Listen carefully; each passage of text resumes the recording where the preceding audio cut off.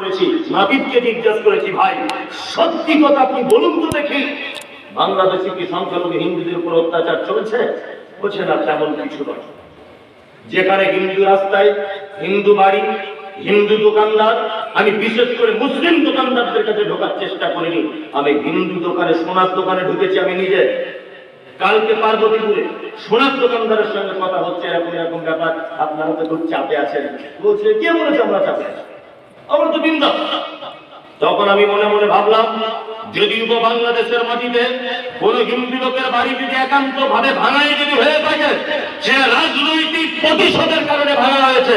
হিন্দু মুসলিম সাম্প্রদায়িকতার কারণে বাড়ি ভাঙা হয়নি। হিন্দু মুসলিমের ঐক্য আজও বাংলাদেশে রয়েছে, কিন্তু রাজনৈতিক প্রেক্ষাপটের কারণে হয়তো সে অন্য কোনো পার্টি করতো।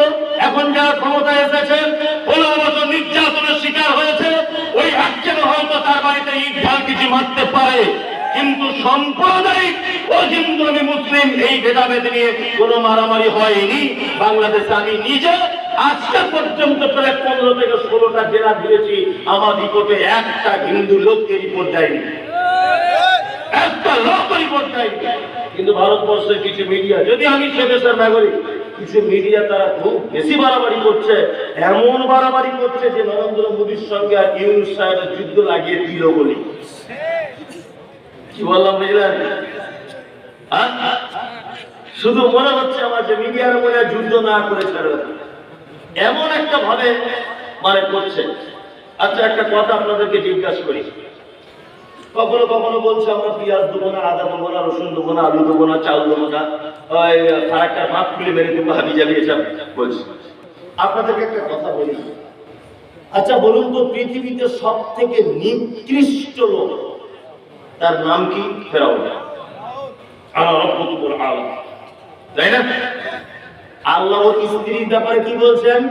আল্লাহ বলছেন, যারাবাল্লাহু মাসালাল লিল্লাযীনা আমানু ইমরাআতা ফিরাউন إذ قالت رب ابن لي عندك بيتا في الجنة ونجني من فرعون وعمله ونجني من القوم الظالمين। আল্লাহ বলছেন, সারা মুসলিম নারীদেরকে, সারা পৃথিবীর পুরুষদেরকে, তোমরা যারা ঈমান এনেছো, আমি একটা নারীকে দৃষ্টান্ত হিসাবে পেশ করছি পবিত্র আল কোরআনে। তার নাম হলো আসিয়া, স্বামীর নাম হলো ফেরাউন। ফেরাউন যখন তাকে নির্যাতন দিচ্ছে, ভালো করে বুঝবেন, কাঠের উপরে শুইয়ে দিয়েছে, হাতে পেরেক মারা, পায়ে পেরেক মারা, এইরকম অবস্থায় যখন আসিয়া আছে, তখন আসিয়া আল্লাহকে বলছেন, রব্বিনি ইন্দাকা বাইতান ফিল জান্নাত। আল্লাহ, সারা পৃথিবীতে ফেরাউনের রাজপ্রাসাদ আমি ত্যাগ করে দিয়েছি।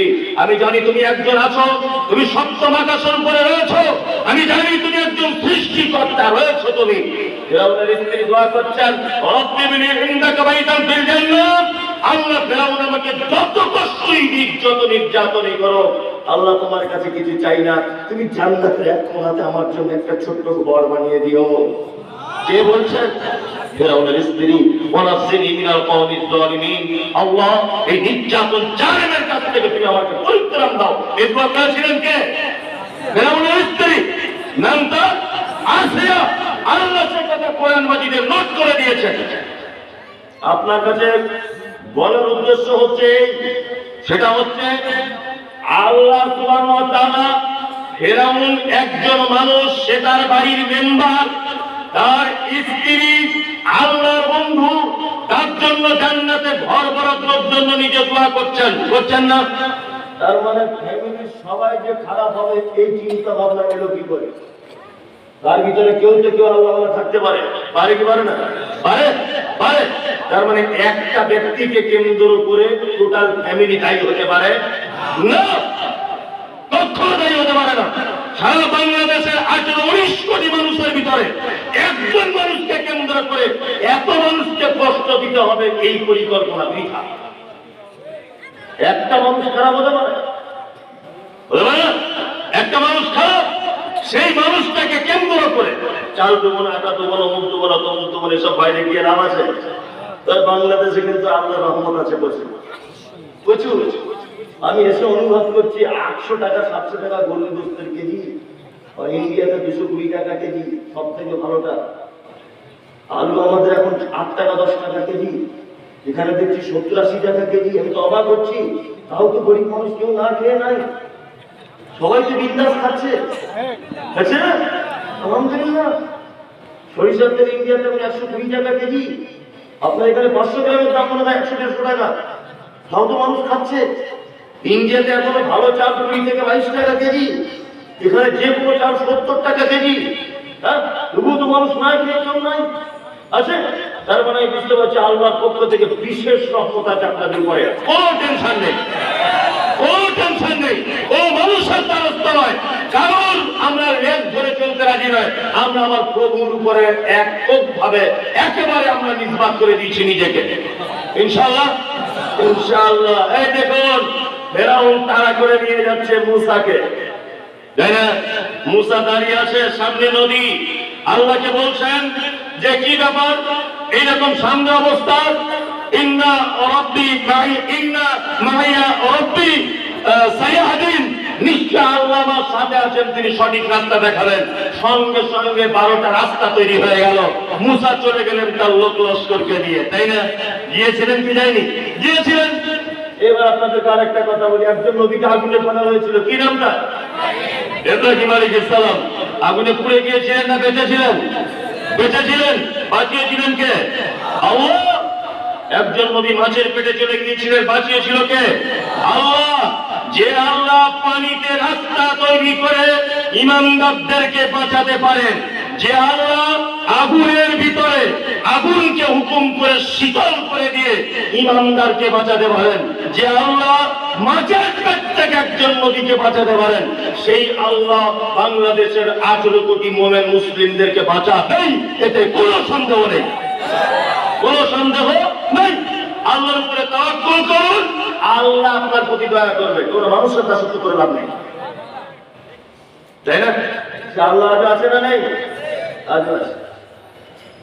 যদি আপনি এতক্ষণ পর্যন্ত বক্তব্য শুনে আপনি যদি না কিছু মারেন, আপনার চরিত্র কেমন সেটা আপনাকে বলছি। ভারতবর্ষের একটা রাজ্য আছে, আপনার দেশে 19 কোটি মনে হয় মানুষ, তাই না? হ্যাঁ। আর আমাদের ভারতে এবছরে হিসাব অনুযায়ী 141 কোটি মানুষ।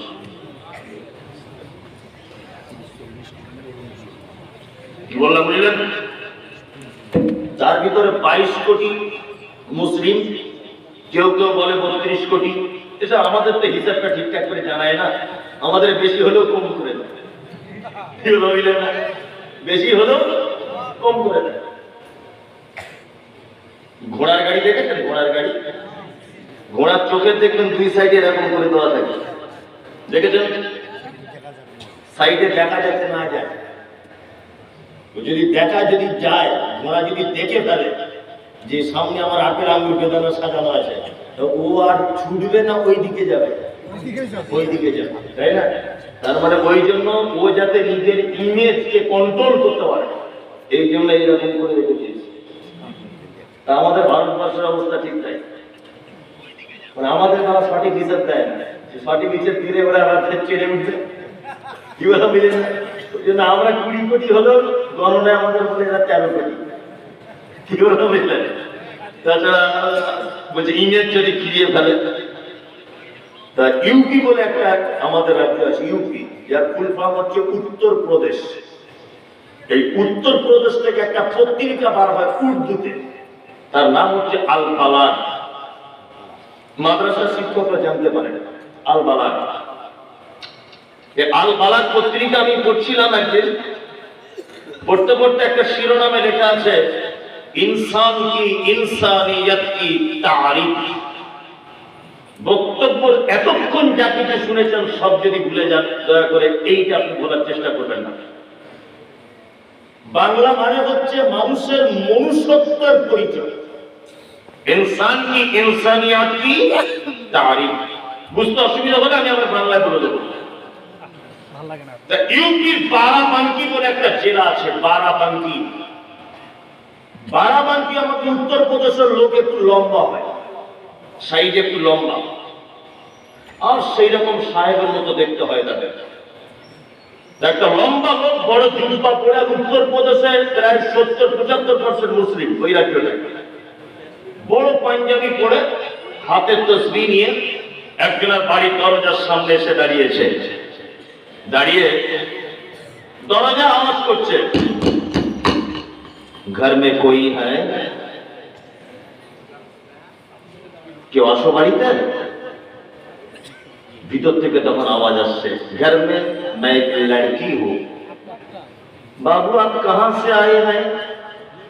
यूपी बाराबंकी से आए हैं। आने का मकसद क्या है आपका? आने का मकसद है भीख मांगने का। কে তুমি? আমি একজন ফকির। বাড়ি কোথায়? ইউপির বারাবাঙ্কিতে। তুমি আমার দরজায় এসেছো, আসার উদ্দেশ্য কি? ভিক্ষা করার জন্য। তখন ভিতর থেকে মেয়েটা বলছে, বাবু ফকির বাবু, आप दरवाजे पे खड़े रहो, मैं आपके लिए 2 रुपये भेज देती हूँ। তুমি দরজায় দাও, আমি তোমার জন্য 2 টাকা পাঠিয়ে দিচ্ছি। কত জ্ঞান আছে জানেন এই গল্পটাতে। তখন লোকটা বলছে, ভিখারিটা, ঘরওয়ালি মা या नहीं ये मुझे मालूम नहीं और देखना भी जरूरत नहीं, तू कान खोल करके सुन रख। नयों की बाराबंकी से आए हैं, मकसद है भीख मांगने का। भीख मांगने का मकसद है, लेकिन रुपये की मकसद नहीं है। सोने चांदी की भीख नहीं मांग रहा हो, खेती बाड़ी की भीख नहीं मांग रहा हो, जमीन ज़राअत की भीख नहीं मांग रहा हो। मैं आपके पास भीख मांग रहा हूं इंसानियत की। अगर इंसानियत है तो मुझे दीजिए। বাড়িতে তুমি মা না বোন এটা আমি জানি না, ইউপি বারাবাঙ্কি থেকে এসেছি এ কথা ঠিক, ভিক্ষা করতে এসেছি এ কথাও ঠিক, তবে শুনে রেখে দাও মা, তোমার কাছে 2 টাকার পয়সা ভিক্ষা চাইতে আসেনি, সোনা চাঁদি ভিক্ষা চাইতে আসেনি, বাগান বাড়ির ভিক্ষা চাইতে আসেনি। मैं भीख मांग रहा हूं इंसानियत की। अगर इंसानियत है तो मुझे दीजिए। আমি ভিক্ষা চাইতে এসেছি, মনুষ্যত্বের ভিক্ষা। তোমার কাছে কি মনুষ্যত্ব বলে কিছু আছে? আমাকে একটু দাও। মহিলাটা তখন নারী কণ্ঠে গলার আওয়াজ উঁচু করে দিয়ে বলছে, বাবু इस घर से 100 बरस पहले इंसानियत गुजर गई। अगर इंसानियत है, कैसे इमारत बनाई है, गाड़ी कैसे खरीदे है? इंसानियत 100 बरस पहले गुजर गई। अगर दूसरी बार इंसानियत के भीख मांगो, कुत्ते की तरफ चले जाए, इंसानियत मिल जाएगी। মহিলাটা বলছে, আমার বাড়িতে মনুষ্যত্ব বলে কিছু নেই। মনুষ্যত্বই যদি থাকতো, 2 তলা বাড়ি করলাম কি করে গরিবের টাকা মেরে? মনুষ্যত্বই যদি থাকবে, 1 কোটি টাকার BMW গাড়ি কিনলাম কি করে গরিবের রক্ত বিক্রি করে? আমি তাকে আন্ডারপ্যান্ট করে ঘুরতাম। কি করে হলো? তুমি যদি দ্বিতীয়বার ভিক্ষা যদি চাও মনুষ্যত্বর, কুকুরের কাছে চলে যাও, মনুষ্যত্ব পাবে। মানুষের কাছে মনুষ্যত্ব পাবে না।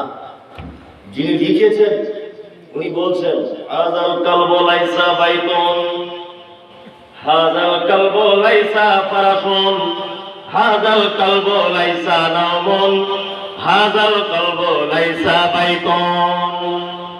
দেখবেন বাড়িতে যখন কুকুর যদি কেউ পালে, অনেক সময় পাউরুটি দেবেন। পাউরুটি বুঝেন কি?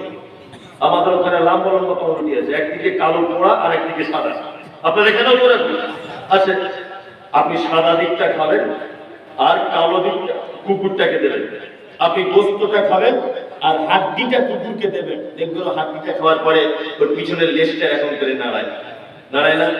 ওর মুখের ভাষা নেই, মুখের ভাষা নেই। এই জন্য ওর লেজ নাড়িয়ে তার মালিককে বলতে চায়, মালিক তুই আমাকে এত ভালোবাসিস, আমাকে গোশ খাওয়াস, তুই আমাকে রুটি দিস। দেখবেন আপনাকে ডেকে কোনোদিন ও চিল্লামিল্লি করবে না। ও লেজ নাড়াতে নাড়াতে আপনার কাছাকাছি ঘোরার চেষ্টা করবে। তার মানে আপনি ওকে খেতে দেন তাই, তাই না? খেতে দেন তাই। পৌষ মাসের আর কখনো কনকনে ঠকঠকে শীতে আপনি আপনার স্ত্রী 2 তলার উপরে খাটের উপরে শুয়ে আছেন, আপনার এটো হাতে লালিত পালিত কুকুরটি ঠিক বাংলা 5-এর মতো বেঁকে মেন গেটের সামনে দেখবেন শুয়ে আছে। বাড়িতে চোর এসে তালা ভাঙছে, চোর এসে কাট কাট কাট কাট করে তালা ভাঙছে। ও নিজের ভাষায় বলছে, "হুপ! এই কে তোরা? কে? তোরা কে?" চোর কোনোদিন যখন কথা শুনছে না, ওদের হাতে লাঠি, ওদের হাতে ছুরি, তলোয়ার, কুকুরটাকে যখন মারছে তো ভুক ভুক করে চিল্লাচ্ছে। মানে আরো সব প্রতিবেশী কুকুরকে এক জায়গায় করে বলতে চাইছে, "তোরা আয়, আমার মালিককে মারতে এসেছে, বাঁচাতে হবে আয়।"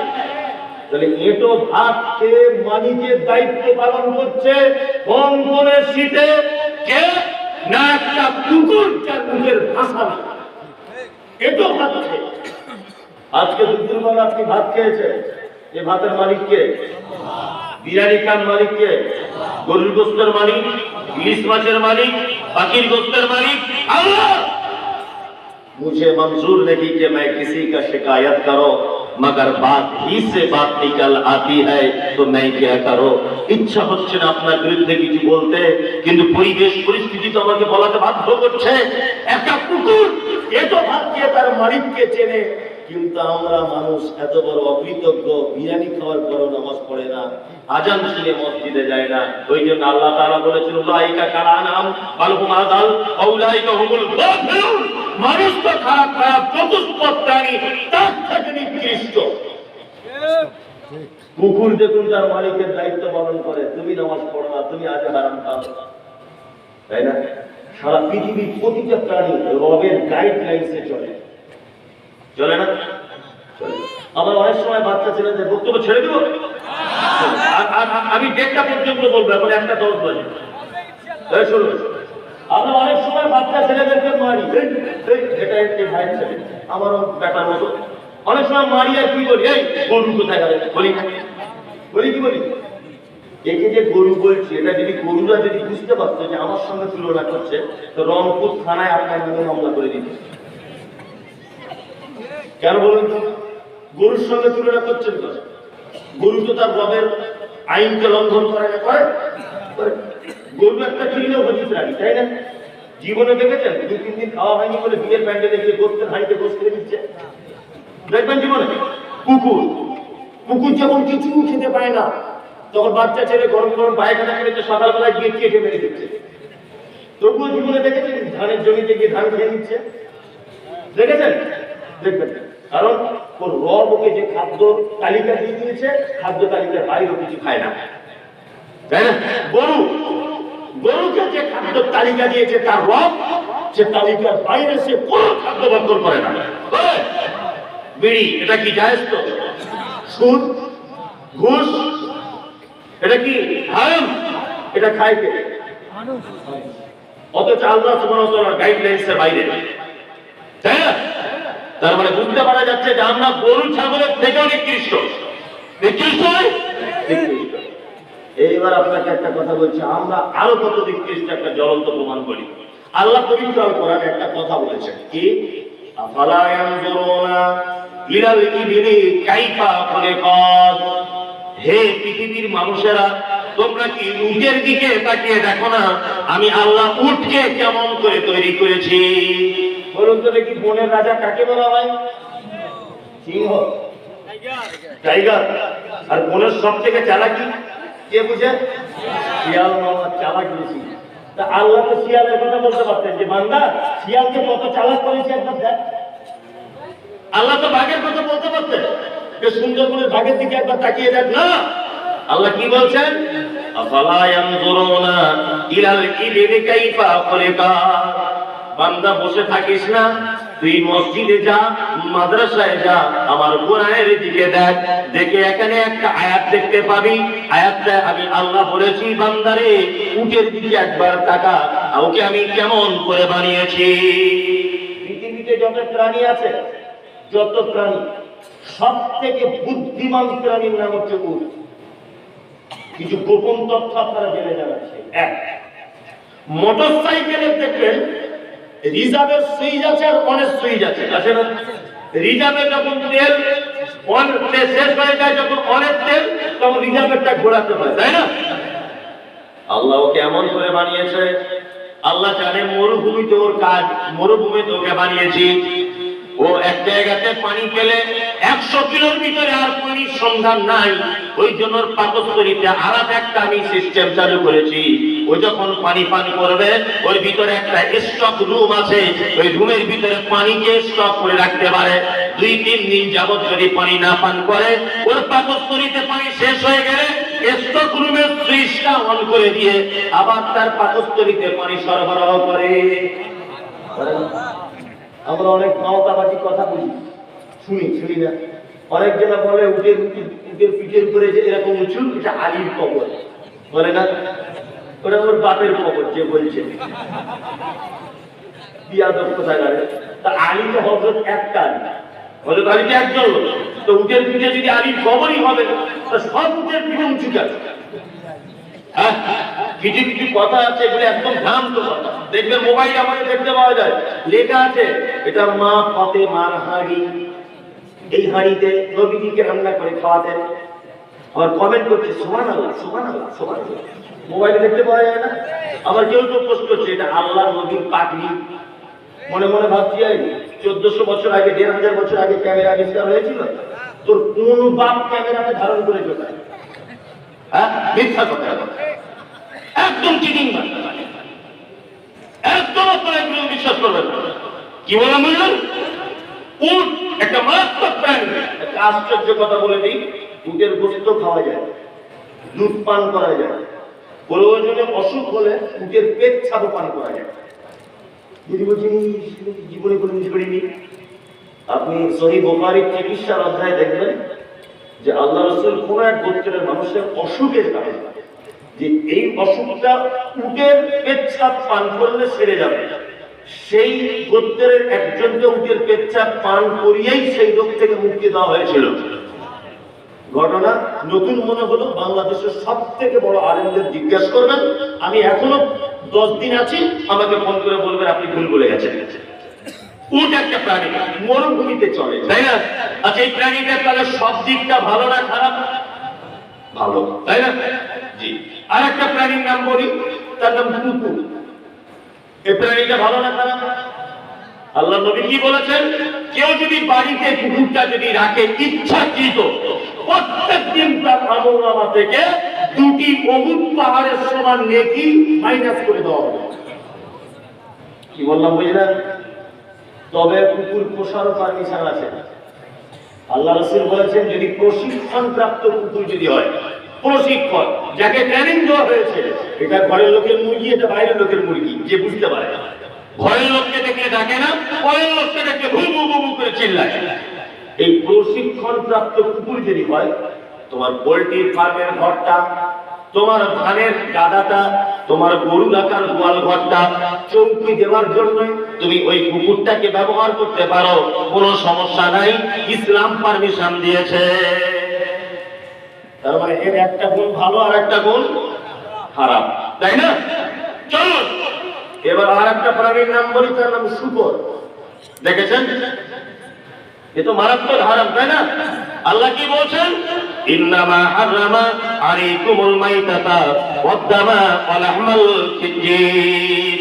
আমি তোমাদের জন্য হারাম করে দিয়েছি মরা প্রাণী, তার রক্ত এবং শূকরের মাংস তোমাদের জন্য কি হারাম। সাহাবীরা এসে বলছেন আল্লাহর নবী, আমরা যারা নাবিক চালাই, নাবিক যারা নৌকাতে যারা কাজ করি, শুয়োর কেমন হারাম এটা আপনাকে বলছি, শুকর কতটা হারাম এটা আপনাকে বোঝানোর জন্য বলছি। আল্লাহ রাসূল, আমাদের নৌকাগুলো তলার দিকে মাঝে মধ্যে ফুটো হয়ে যায়, মাঝে মধ্যে। তা আমরা ওই ফুটোটা অনেক রকম জিনিস দিয়ে আটকানোর চেষ্টা করি, কিন্তু 2-4 দিন পরে আবার ফুটো হয়ে যায়, ছিদ্র হয়ে যায় ছোট ছোট। আল্লাহ রাসূল অন্যান্য লোকদের দেখেছি শুকরের চর্বিকে গলিয়ে কাঠের আঠা দিয়ে এক রকমের পেস্ট তৈরি করে যদি নৌকাগুলো যদি ফুটো আটকানো যায়, 2-5-7 বছর যাবত টেকসই হয়। এটা কি আমরা করতে পারি? আল্লাহ রাসূল বলছেন ওটাও হারাম। মানে শূকরের চর্বিটাও হারাম, কাজে লাগানো যাবে না। এইখান দিয়ে একটা গরু হেঁটে যদি যায়, তারপরে আপনি ওখানে সালাত আদায় করতে পারেন, কোনো সমস্যা নাই। কিন্তু একটা শুকর যদি হেঁটে যায়, আপনাকে ধুয়ে নিতে হবে, তাই না? চলুন এবার আপনাকে বলি, তাহলে 3টে প্রাণীর ভিতরে সব থেকে নিকৃষ্ট হলো কে? মানুষ। শুকর শুকর, আর প্রত্যেক একটু ভালো কুকুর, তার থেকে একেবারে স্পেশাল উট, তাই না? এইবার আল্লাহ তাআলা বলছেন কি, রাগ করবেন না আয়াতটা বললে, এটা আপনাদের কাছে আমার বিনীত অনুরোধ। আমি কাউকে টার্গেট করে বলছি না, আমি জাতির উম্মাহকে সংশোধনের উদ্দেশ্যে এই আয়াতটা বলছি। আয়াতটা আমার নিজস্ব নয়, আল্লাহর আয়াত, আমি বাংলা অনুবাদ করছি। আল্লাহ তাআলা বলছেন ইন্না শাররাদ দাওয়াবি ইনদাল্লাহি সুম্মুম বুকমুল্লাযিনা লা ইয়াকিলুন। সারা পৃথিবীতে যত প্রাণী রয়েছে আল্লাহ বলছে ওই প্রাণীটা আমার কাছে সব থেকে নিকৃষ্ট। কারা? সুম্মুম বুকমুল্লাযিনা লা ইয়াকিলুন, যাদেরকে আমি বোঝার জন্য অন্তর দিয়েছি, দেখার জন্য চোখ দিয়েছি, শোনার জন্য কান দিয়েছি, তারপরেও যারা শুনে আমাকে মানতে চায় না, তারপরেও যারা দেখে আমাকে আল্লাহ বলে মানে না, তারপরেও যারা অনুধাবন করতে পারে না যে আমি একজন রব রয়েছে, যারা আমার কথাকে অগ্রাহ্য করে, আল্লাহ তাআলা বলছেন সুম্মুম বুকমুল্লাযিনা লা ইয়াকিলুন, কান থাকার পরেও যারা শোনে না, বিবেক থাকার পরেও যারা বিবেচনা করে না, চোখ থাকার পরেও যারা দেখে না, বিবেক থাকার পরেও যারা আমাকে চিনতে পারে না, আল্লাহ বলছে সারা পৃথিবীর সব থেকে নিকৃষ্ট প্রাণী আমার নিকটে তারা। বলুন এবার কারা? আল্লাহর ভাষা, আল্লাহর ভাষা। তার মানে এতক্ষণ আপনাকে দুটো হাদিস যা বলেছি, কোরআনের আয়াত যা বলেছি, যদি এগুলো আপনি যদি মান্যতা না দেন, সন্ধ্যা থেকে নিয়ে এই পর্যন্ত যে আলোচনা হচ্ছে যদি আপনি মেনে না যদি চলেন, আল্লাহ বলছে কি ইন্না শাররাদ দাওয়াবি ইনদাল্লাহ সুম্মুম বুকমুল্লাযিনা লা ইয়াকিলুন। পৃথিবীতে সবথেকে নিকৃষ্ট প্রাণী ওইটা, ওই প্রাণী নিকৃষ্ট যাদেরকে কান দেওয়া হয়েছে, বিবেক দেওয়া হয়েছে, চোখ দেওয়া হয়েছে, সব কিছু দেওয়ার পরেও যারা আমার আয়াতগুলোকে মেনে নিতে পারলো না, আমাকে যারা রব বলে মেনে নিতে পারলো না, আমার বিধানকে যারা দাম দিল না, আল্লাহ বলছে এদের থেকে নিকৃষ্ট প্রাণী আমার কাছে আর কেউ নাই। আল্লাহ, তার মানে আমরা সকলে মান্যতা দেওয়ার চেষ্টা করবো ইনশাআল্লাহ। আমি এইবারে একটা কথা আপনাদেরকে লাস্ট বলে আর 10 মিনিট আছে, 10 মিনিটের ভিতরে বলবো। আমাকে বলেছেন যে পিতা মাতার বৃদ্ধাশ্রমের ব্যাপারটা একটু বলবেন, যদিও প্রধান অতিথি বলেছেন, এই হিসাবে আমি একটুখানি কাজ করার চেষ্টা করছি। আমি ডেটটার 1 মিনিট এদিক ওদিক করবো না, আপনারা বসুন, মসজিদ ভাঙার দোয়া বলে যাবেন। না না, আমি তো মানুষ, আমি তো মানুষ। আচ্ছা এদিকে বেরোন। আচ্ছা আপনাদের ওখানে আব্বা মা কত ইম্পর্টেন্ট, জাস্ট এটা বলুন। আপনাদের এখানে আব্বা মারা বুড়ো হয়ে গেলে তার বেটাদের কাছে কেমন করে খায়? 4 বেটা কেমন সিস্টেমে ভাত খায়? এক সপ্তাহ পালা সিস্টেম, পালা পালা করে, মানে এমন সিস্টেম যে ওর বাপ ইমাম সাহেব আর ওর মা মুয়াজ্জিন।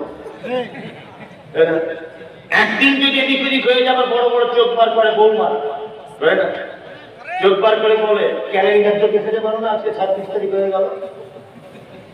আবার অনেক সময় বলে কি বলে, ওর পোতাকে দিয়ে বলায়, মানে বেটাকে দিয়ে বলে, তোর দাদুকে বল আমাদের তরকারি খুব মিষ্টি, ছেড়ে যেতে মন চায় না, আর কতদিন খাবে।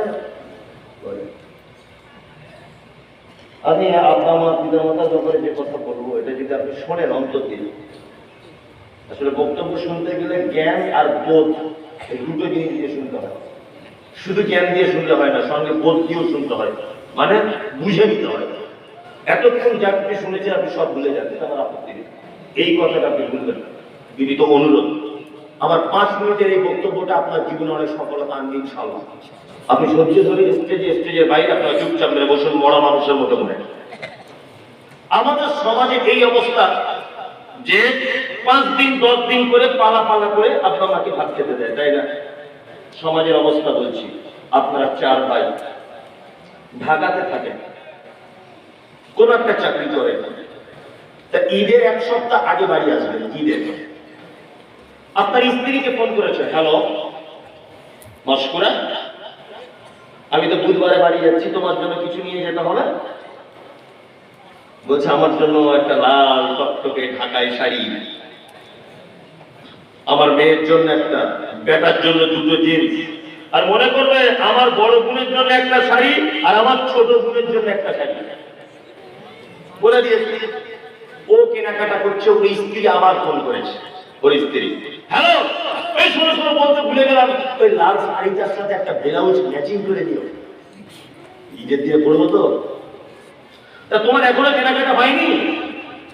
তখন ওই লোকটা ঢাকা থেকে ফোনে বলছে সবার কেনাকাটা হয়েছে, শুধু আব্বার জন্য একটা পাঞ্জাবি আর লুঙ্গি আর মায়ের জন্য একটা শাড়ি আর সায়া পছন্দ করছি। তখন ওর স্ত্রী ফোনে বলছে, কেন কেন তুমি প্রতি বছর তোমার আব্বা আমাকে জামা কাপড় দিতে যাবে? তোমার আত্মীয়কে ভাই তোকে দেখতে পায় না? বাড়ি চলে আসো। ও বইয়ের কথা শুনে বাড়ি ফিরে আসে। ঈদের দিন চার বেটার একই অবস্থা। ঈদের দিন তকবীর হয় না মসজিদের মাইকে, আল্লাহু আকবার আল্লাহু আকবার লা ইলাহা ইল্লাল্লাহ আল্লাহু আকবার ওয়ালিল্লাহিল হামদ, হয় না? তকবীর হচ্ছে ঈদের দিন। তোমার মায়ের বয়স 85 বছর, তোমার আব্বার 90 বছর। সবাই নতুন জামা কাপড় পরে ঈদগাহে চলে যাচ্ছে, আর আপনার আব্বার মা দুতলায় তুলতে পারে না বলে 3 ভাই যুক্তি করে তোমার ছোট ভাইয়ের বাড়ির সিঁড়ির তলাতে মশারি টাঙিয়ে জায়গা করে নিয়েছে। খাট নেই, এমনি মেঝের উপরে একটা কম্বল বিছিয়ে তোমার আব্বা মা থাকে, তোমার মা একদিকে তোমার আব্বা একদিকে। সবাই যখন ঈদগাহে চলে গেল তখন তোমার মা আস্তে আস্তে করে পেচ্ছাপ পায়খানা করা কাপড়টা মেখে তোমার আব্বার কাছে এসে বলছে, আব্দুল্লাহর আব্বা তুমি নামাজ পড়তে যাবে না? আব্দুল্লাহর আব্বা বলছে, যেতে তো ইচ্ছা করে কিন্তু পরিস্থিতি যে আমাকে যেতে দেয় না। কি পড়ে যাব, কাকে ধরে যাব, আমি ঈদগাহ পর্যন্ত যেতে পারবো না। আপনার মা তখন কাঁদো কাঁদো কণ্ঠে বলেছিল, আব্দুল্লাহর আব্বা এটাই তোমার জীবনের শেষ ঈদের নামাজ হতে পারে, তুমি একটু এদিক ওদিক করে গোসলটা করো। বুড়ো মানুষ এদিক ওদিক করে ঠান্ডা কনকনে শীতে গোসল করে। তোমার মা গত 2 বছর পিছনে তোমার বড় বোনেদের দেওয়া একটা পাঞ্জাবি ছিল, ওটা বাক্স থেকে বার করে তোমার আব্বার গায়ে পরিয়ে দিয়ে বলেছে, একটু ঈদগাহ পর্যন্ত যাও। কোন রকম নামাজ পড়ে শেষ, সবাই বাড়ি চলে এসেছে। তোমার আব্বা আস্তে আস্তে আস্তে আস্তে লাঠি দিয়ে দিয়ে তোমাদের বাড়ির মেন গেটের সামনে বসে আছে। ঈদের দিন বাড়িতে লোক, আত্মীয় স্বজন ভর্তি, সবাই। দুপুর 2টো পর্যন্ত তোমার আব্বা মাকে কোনো বৌমা খোঁজ নিল না খাওয়া হয়েছে কিনা। দুপুর 2টো পর্যন্ত বসে আছে। কেন? আজকে তো উচিত ছিল 4 বৌমা আনন্দ করে শাশুড়িকে সুন্দর একটা শাড়ি পরিয়ে একটা সোফার উপরে বসিয়ে রাখবে ঈদের দিন, তাই না? তোমার 4 ভাই কাঁধে করে নিয়ে বগলের তলা দিয়ে তোমার আব্বাকে ধরে, একজন আব্বার জামা ধরবে, একজন লাঠিটা ধরবে, আর একজন আনন্দ করে ঈদগাহে নিয়ে যাবে। এই অবস্থা হওয়ার কথা ছিল কি ছিল না? ছিল। কিন্তু তোমার আব্বা মায়ের বিপরীত অবস্থা কেন? হ্যাঁ, আমার জানা মতে পৃথিবীর সব থেকে বদমাইশ মহিলা হচ্ছে তোমার মা, সব থেকে বড় অপরাধী হচ্ছে তোমার মা। আর তোমার আব্বার থেকে খারাপ লোক আর এই রংপুর এলাকাতে কেউ নেই। ওই বদমাইশির কারণে আজকে সাজা হচ্ছে। তোমার আব্বা মায়ের একটা দুটো বদমাইশিটা বলি, বলবো? বলি। তোমার মা হচ্ছে এই গ্রামের সব থেকে পর্দানাশীল মহিলা, সব থেকে পর্দানাশীল। জীবনের কোনোদিন কোনো পরপুরুষের সামনে তোমার মা মুখ তুলে কথা বলবে না। তুমি যখন পেটে ছিলে তোমার মা হাসপাতালে গেছে দেখাতে, ডাক্তার বাবু বলেছে পেটের বাচ্চার যা কন্ডিশন, তাতে করে বাচ্চা এখনই ডেলিভারি করতে হবে, তাছাড়া বাচ্চা মারা যেতে পারে। তোমার মা তখন, যে মা পরপুরুষের সামনে মুখ দেখাতো না, সেই মা উলঙ্গ হয়ে হাসপাতালের বেডে পরপুরুষের সামনে শুয়ে পড়েছিল। তোমার মা লজ্জা করেনি। তোমার মতো অপদার্থ বেটাকে জন্ম দিতে গিয়ে তোমার মায়ের জীবনের প্রথম অপরাধ, যে মা পরপুরুষের সামনে মুখ দেখাতো না, ওই মা তোমার মতো অপদার্থ বেটাকে জন্ম দিতে গিয়ে হাসপাতালের বেডে পরপুরুষের সামনে উলঙ্গ হয়ে শুয়ে পড়েছিল, একবারও লজ্জা করেনি। এটা তোমার মায়ের জীবনের 1 নম্বরের বড় ভুল। তোমার মায়ের জীবনের বড় ভুল। তোমার মায়ের হাঁটু পর্যন্ত তোলা কালো কুচকুচে মাথার চুল। আর মেয়েরা তোমার মায়ের মাথার চুল দেখতে আসতো, কিন্তু তোমার মা তোমার মতো পদার্থ বেটাকে জন্ম দিতে গিয়ে হাসপাতালের বেডে কালো চুলগুলো লাল রক্তে জমাট বেঁধে গিয়েছিল। এটা তোমার মায়ের জীবনের দ্বিতীয় বড় অপরাধ। তোমার মায়ের 3 নম্বরের অপরাধ, তোমার মা ছিল তোমার নানার এক বেটি, এত আদরের দুলালি, জীবনে কোনোদিন ইনজেকশন পর্যন্ত দিতে পারতো না ভয়ে। বেরেট দিয়ে তোমার মা কোনোদিন হাতের নখ পর্যন্ত কাটতে পারতো না। কিন্তু তুমি যখন পেটে ছিলে, তোমার মা ডাক্তারের কাছে গেছে, ডাক্তার বাবু বলছে বাচ্চাটা সোজা ভাবে থাকার কথা, পেটের ভিতরে বাচ্চা এইরকম ভাবে লেগে গেছে। তোমার মা তখন ডাক্তার বাবুর পায়ে দুটো জড়িয়ে ধরে বলেছিল, ডাক্তার বাবু, আজকে আমার প্রাণের বিনিময় হলেও আপনি আমার বাচ্চাটাকে একটু বাঁচান। ডাক্তার বাবু সেদিন ধারালো ছুরি নিয়ে তোমার মায়ের হাঁসের ডিমের মতো, তোমার মায়ের দেশি মুরগির ডিমের মতো সাদা চকচকে আয়নার মতো পেটটাকে ধারালো অস্ত্র দিয়ে কেটে তোমার মতো অপদার্থ বেটাকে বার করা হয়েছিল। সেই যে তোমার মায়ের সিজার করা, সেই যে তোমার মায়ের পেট মোটা সূচার সুতো দিয়ে সেলাই করা হয়েছিল, আজও পর্যন্ত তোমার মা 85 বছর বয়সে তোমার বাড়ির সিঁড়ির তলার মশারির ভিতরে তার ব্যথা অনুভব করে। তোমার মায়ের এটা জীবনের 3 নম্বরের ভুল। তোমার মায়ের 4 নম্বরের ভুল, চিকিৎসা বিজ্ঞানীরা বলেছে প্রত্যেক বাচ্চা তার মায়ের প্রতিদিন 8 বার করে দুধ পান করে। এক বার 250 গ্রাম করে দুধ পান করে। কোরআনের ভাষাতে 30 মাস দুধ পান করাতে হয়। 50 টাকা যদি গরুর দুধের কেজি অনুযায়ী মায়ের দুধের যদি কেজি ধরি, তবু একটা মা 90,000 টাকার দুধ পান করায় তার বাচ্চাকে। তোমার মায়ের ভুল অনেক জীবনে রয়েছে। তোমার আব্বাকে জানো তো? তোমার আব্বা হচ্ছে ওই বদমাইশ লোকটা যাকে তুমি এখন বৃদ্ধাশ্রমে দেওয়ার চেষ্টা করছো। তুমি যখন রংপুরের দামি স্কুলে পড়তে, তোমার আব্বার জমি জমা নেই, তোমার আব্বা রিক্সা চালক, তোমার আব্বাই কনকনে শীতে মেন রাস্তার ধারে ঠক ঠক ঠক ঠক করে কাঁপছে, রিক্সাতে বসে পাতলা একটা চাদর গায়ে দিয়ে ঢাকা থেকে নাইট কোচ বাস আসবে একটা, একজন প্যাসেঞ্জারের মাল নামবে, তার বাড়িতে পৌঁছে দিয়ে তোমার আব্বা 200 টাকা পাবে, কাল সকালে তোমার স্কুলের ফিস দিতে হবে। এই কারণে পাতলা চাদর গায়ে ঠক ঠক করে কাঁপা পুরুষ মানুষটা তোমার আব্বা। তোমার আব্বা মানে তোমার আব্বা ঢাকায় রাজমিস্ত্রি কাজ করতো। তোমার আব্বার বয়স 60 বছর। তোমার আব্বার মশলাপাতি বালি সিমেন্ট ইট নিয়ে 2 তলাতে উঠতে পারতো না, তবুও থরথর করে কাঁপতে কাঁপতে উঠতো। হঠাৎ করে তোমার মা একদিন ফোন দিয়ে বলেছে, আশরাফুলের আব্বা, আমাদের বেটা একটা সাইকেল কিনতে চাইছে, সবাই সাইকেল স্কুলে যায়। তোমার আব্বা 10টার সময় 50 টাকা করে টিফিন খরচা পেত মালিকের কাছ থেকে। টিফিন খরচাটা জমিয়ে জমিয়ে জমিয়ে জমিয়ে 5,000 টাকা জমা করে তোমার মায়ের বিকাশে পাঠিয়ে দিয়ে বলেছিল, এটা আশরাফুলের একটা পুরাতন সাইকেল কিনে দিও। এই অপদার্থ পুরুষটা, এই বদমাইশ পুরুষটা হচ্ছে তোমার বাপ। তুমি যাকে আজকে বৃদ্ধাশ্রমে দেওয়ার চিন্তা ভাবনা করছো। কোরআন এদের ব্যাপারে কি বলে? কোরআন বলছে, ইয়াসালুনাকা মাযা ইউনফিকুন, কুল মা আনফাকতুম মিন খাইরিন ফালিল ওয়ালিদাইন ওয়াল আকরাবিন ওয়াল ইয়াতামা ওয়াল মাসাকিন ওয়া বানিস সাবিল ওয়া মা তাফআলু মিন খাইরিন ফাইন্নাল্লাহা বিহি আলিম। মুহাম্মদ সাল্লাল্লাহু আলাইহি ওয়াসাল্লামকে জিজ্ঞাসা করা হচ্ছে, নবী, সারা পৃথিবীতে যত জায়গা দানের আছে, যত জায়গা খরচা করা আছে, যত জায়গা আমরা টাকা পয়সা খরচা করি, উত্তম খরচা করার জায়গা কোনটা? আল্লাহ নবীকে বলছেন, নবী প্রশ্নকারীদেরকে বলুন, মা আনফাকতুম মিন খাইরিন ফালিল ওয়ালিদাইন, যত জায়গায় খরচা করার আছে, সন্তান তার আব্বা মায়ের জন্য যে টাকা খরচা করে, পৃথিবীর শ্রেষ্ঠ খরচা করার জায়গা। মসজিদে দান করলে নেকি হয়, এ কথা সত্য। মাদ্রাসায় দান করলে নেকি হয়, এ কথা সত্য। আজকে বাড়িতে যাওয়ার সময়, এখন আপনি এখানে 50,000 টাকা দান করেছিলেন, এই মাদ্রাসাতে আপনি 50,000 দিয়েছেন। আজকে বাড়ি যাওয়ার সময় আপনার মায়ের জন্য একটা 200 টাকা দামের 2টো মোজা কিনে নিয়ে যান, দিয়ে আপনার মাকে বলুন, মা, কন করে শীত পড়ছে, আগামীতে জানুয়ারি মাস, তুমি অজু করে এই মোজা 2টো ব্যবহার করবে। এখানে 50,000 টাকা দিয়ে দিলে কি হলো? 200 টাকার মোজা কিনে দিলে তার থেকে লক্ষ কোটি গুণ নাকি বেশি হবে। আল্লাহ বলছেন এটা আল্লাহ বলছেন পৃথিবীতে উত্তম খরচা করার জায়গা সন্তান তার আব্বা মায়ের জন্য যে টাকা খরচা করে।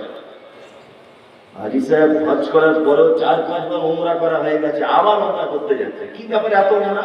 মানে হাজী সাহেব ভেবেছে মনে হয় মক্কা মদিনাতে জান্নাত মনে হয় ঠিকই নেওয়া আছে, কাছে গেলেই মনে হয় পেয়ে যাবে। এদিকে বাপকে খেতে দেয় না, মাকে দেখে না, এরকম লোক আছে। এদের সঙ্গে একটু ভদ্র আচরণ করার চেষ্টা করুন। কি বললাম বুঝলেন? ভদ্র ব্যবহার করার চেষ্টা করুন। বক্তব্য শেষের দিকে মাদ্রাসার কালেকশন হচ্ছিল। আপনি আপনার মায়ের দুধ পান করেছেন 90,000। কত হাজার? 90,000। অন্তত পক্ষে 20 জন মানুষ বলুন যে আমার মায়ের আর আব্বার জন্য আমার পক্ষ থেকে 1,000 টাকা আমি মাদ্রাসায় দিলাম। আপনি 1,000 বলুন, আমি 10,000 টাকা চাই না। একটা লোক বলুন তো বাপের বেটা কে আছে? একজন। আপনি দিবেন? লিখে নেন,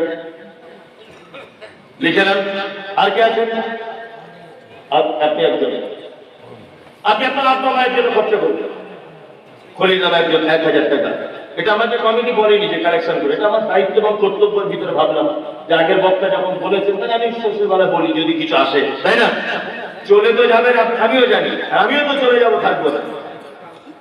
হ্যাঁ হ্যাঁ, আপনারা দেন 1,000 টাকা দেন, 500 টাকা আপনি দেন যে ওস্তাদ এটা আমার মায়ের জন্য আমি ব্যয় করলাম। আসুন এখানে, আসুন আসুন। আর আপনারা আসুন ভাই, 10 টাকার পয়েন্ট, 5 টাকার পয়েন্ট, 1 টাকা আপনি ওটাও দেন। ও হাজির বেটার বিয়ে হলো, কাজীর বেটি, এই গজরটা একটু বলুন। হাজির বেটার বিয়ে হলো কাজীর বেটির সাথে। কাজীর বেটি বলছে আমি যাব সিনেমাতে। হাজির বেটা বলে ও গো বাপজি আমার হাজি, ও গো বিবি তোমার কথায় কেমনে হব রাজি। কাজীর বেটি দুঃখ মনে কথা নাকি বলে। হাজির বেটা পড়লো কারে বোঝাই কোন ছলে। সিনেমা দেখা মেয়ে মানুষ ঘরে রাখা দায়, অবশেষে রাজি হতে হলো নিরুপায়। হাজির বেটা বলে শোনো শোনো গো সুন্দরী, আমার ছোট আমার জামা পড়ো তাড়াতাড়ি। দুই বন্ধুর মতো তারা গেল সিনেমাতে। রাস্তা তাদের জানা আছে, সন্দেহ নাই তাতে। বিয়ের আগে কত গেছে হিসাবকে বাড়াকে। হলের সামনে দাঁড়িয়ে গেল, লাগলো আলোর ছাতা। অনেক দিনের পুরাতন বন্ধুর সাথে হলো দেখা। আরে ভাই 10-20 টাকা দেন, 1 টাকা দেন, 10 টাকার নোটা চোটাই দেন, দেন দেন ভাই। আমাদের ভোলান্টিয়ার সামনে